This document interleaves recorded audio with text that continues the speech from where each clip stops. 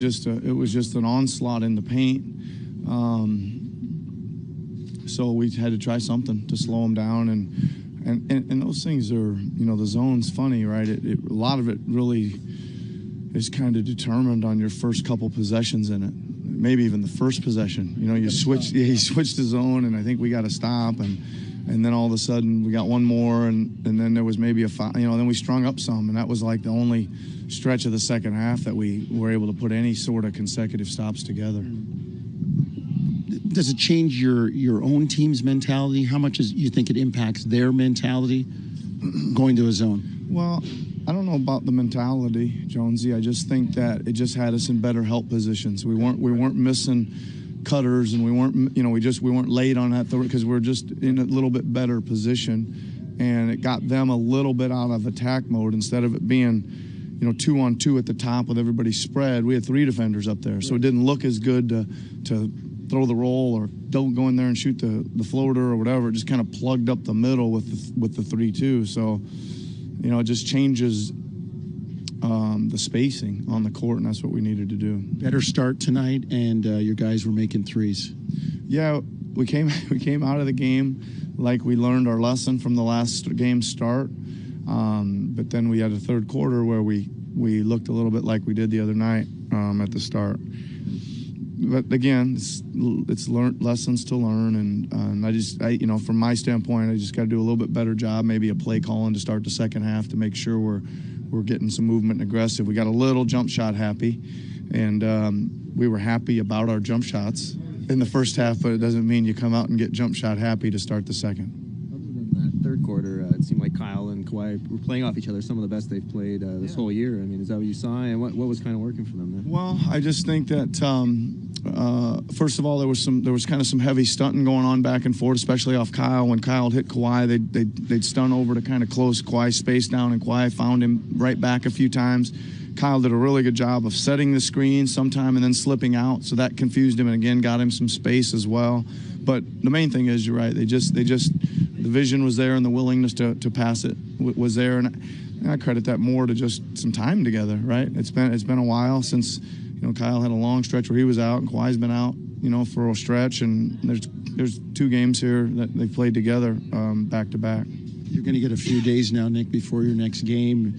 How do you see managing that in terms of rest, practice, all that stuff? Yeah, well, I mean, we'll have a day off obviously tomorrow, and then we'll practice the next 2 days, and it'll be good for us, right? There's been few and far between, but we're going to get some of these back. I still think we've played more games than anybody in the NBA, so we're going to get a few of these practice days back that we haven't got all year.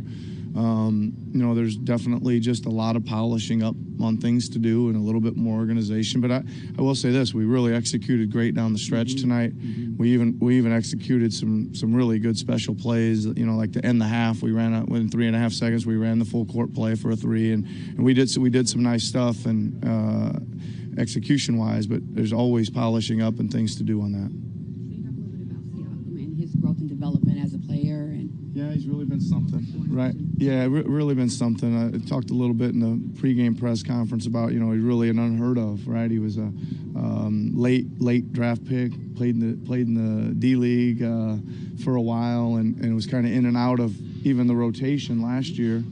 So he took advantage of an opportunity. Again, being completely honest, I wouldn't have said that was his starting 4 spot to have this year. We were going to try a lot of combinations to start the preseason. It was Serge's spot, last year, and we moved him to the 5 and JV to the 5 exclusively, pretty much. So it opened up a hole at the 4 for, some guys to go after, and he took it, right? He took it, and doesn't look like he's going to let go of it. So, and he keeps expanding. Really liked his patience a couple times tonight. Maybe a lot of dribbles to get to the shot he wanted. But he just kind of kept taking the hit and backing his way and using his size and length and his little craftiness around the basket. But again, he continues to improve, and I think he will. He's a serious professional now. He really works at his game. Your impressions of Luka? Second time you've seen him this year, a triple-double tonight. Incredible, right? One thing I didn't talk about pregame that impressed me, I can't believe his handles. Like he's up there and getting heat, and he's just vroom, vroom, vroom, really hard dribbles back and forth and getting space, even when our guys were kind of attacking him, and he would never get back on his heels. We couldn't get him out of rhythm because he was just low and strong and crossing over, and then with the burst he was into the paint. And what incredible touch. Some of those floaters he shot were almost free throw line or a step inside it, and he just seemed like he made every single one of them.